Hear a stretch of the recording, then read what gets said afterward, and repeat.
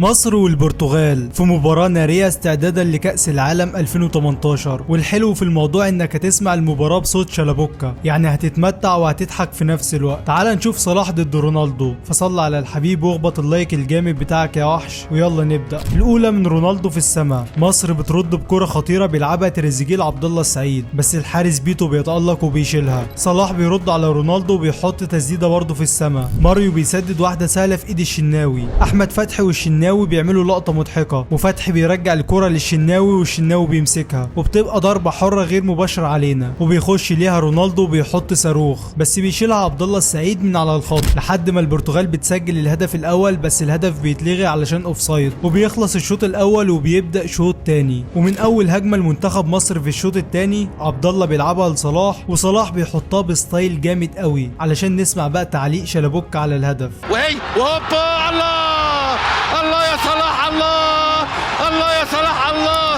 ايه الجمال ده يا ابني، ايه الجمال ده يا ابني.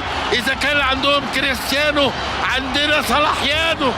ياني منك يعني، ده انت مركب في بطن رجلك ناشنكاه، والله يا ابني ناشنكاه. ومنتخب مصر بيتقدم 1-0 في الدقيقة 55. رونالدو بيرد بأول تسديدة والشناوي يتألق. جريرو بيحط واحدة على الطاير جنب القائم الشمال بكام سنتي، والمباراة بقت رايحة جاية. كواريسما بيحط تسديدة حلوة قوي والشناوي أسد في الجول. كرة ثابتة وشيكابالا بينزل يحط فاول حلو، بس كانت محتاجة تبقى أجمد شوية. فرنانديز بيحط صاروخ حرفيا، وشنو بيتألق وبيطلعها بصعوبة، والمباراة حلوت فعلا. ولحد هنا تقدر تقول ان منتخب مصر خلاص فاز على البرتغال، او على الاقل البرتغال ممكن تسجل جول وخلاص، والمباراة هتنتهي بعدها، لاننا خلاص في الدقيقة 92 لحد ما كواريسما بيعمل عرضية لرونالدو وبيسجل هدف في الشناوي. ونسمع بقى اغرب تعليق من مدحت شلبي. خلي بالك من العرضية، خلي بالك من العرضية. جول كريستيانو، خلي بالك من العرضية.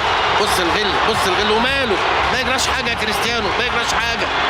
يعني لك الشرف ان انت اتعادلت معانا. لك ان تتخيل ان رونالدو ليه الشرف ان هو اتعادل معانا. بصراحه شلبوكة كان شارب حته ب 200 وكل نص دماغه. المهم البرتغال بتتعادل في الدقيقه 92، وتيجي الدقيقه 94 وكواريسما برضه بيعمل عرضيه تاني لرونالدو وهدف تاني برضه بالراس، والعرضيه العاليه هوبا والهدف.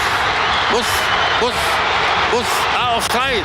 عايز ايه يا عمنا، عايز ايه يا كريستيانو؟ اوفسايد يا حبيبي، اوفسايد يا حبيبي. ورونالدو بيسجل الهدف الثاني، وبتحس ان مدحت شلبي بيردح لرونالدو. طبعا تعليقات مدحت شلبي ملهاش علاقه خالص بكره القدم. لايك واستناني في ملخص تاني يا كينج.